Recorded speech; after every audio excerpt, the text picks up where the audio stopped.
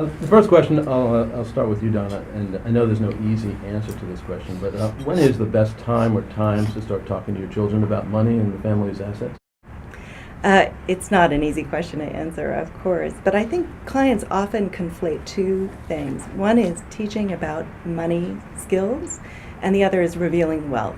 And I think when they come to us with the how do we tell question, there's a mountain of anxiety behind that question because of this conflation of those two things. So we really see the process as one of an apprenticeship, so that we really encourage incremental learning and incremental responsibility starting at quite an early age. So what is that early age? We can start as early as 5 years old, introducing strategies for the parents to work with their children at their homes, and then we come into the picture when they're in their teens and early 20s. But there's a very wonderful sort of age-appropriate way of building in these life skills early on and progressing and incrementally giving them both responsibility and increased vocabulary, increased awareness of concepts that drive the wealth management planning process.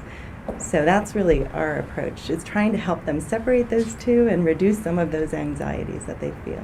Barry, I'm going to attack you. You have my last name, but we're not related. But I started talking to my dad about passing his wealth when I was about 3 years old. He didn't really respond well to that.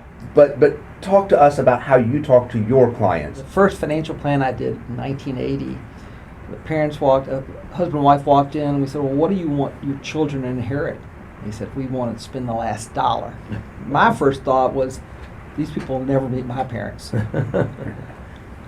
We came to help them understand that they're going to, in spite of everything they do, they're going to have wealth to pass. And they had children their children were actually in their 20s, and that's to me, that's a little late. From our perspective, from the accounting perspective, we look at it and we say, well, wait a second, sometimes the client doesn't even understand wealth. You look at a tax return of somebody that makes six figures and the charitable gift is $250 to the United Way, and they think they're doing a great thing. You scratch your head and say, well, we've seen much more generosity, and if you're not generous today, how are you going to encourage your children to be that way? And if everything you do is wrapped up in you, why do you think your children are going to be any different?